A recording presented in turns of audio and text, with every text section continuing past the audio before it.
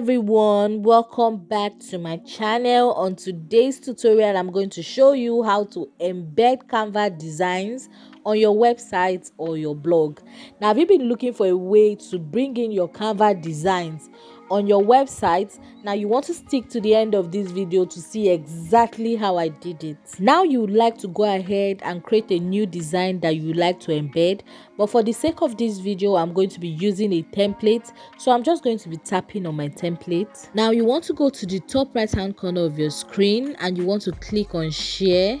Now locate where you see all and tap on it. You will be seeing an option that says embed.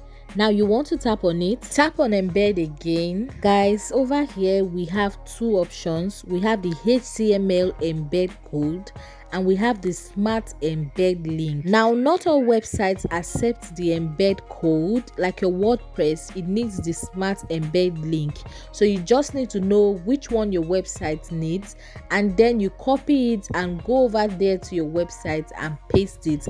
And this is exactly how to embed Canva designs on your website or blog. Now, if you found this video helpful, you want to click on the subscribe button to subscribe to this YouTube channel for more helpful tutorials like this. Now, see you next time in my next video. Bye.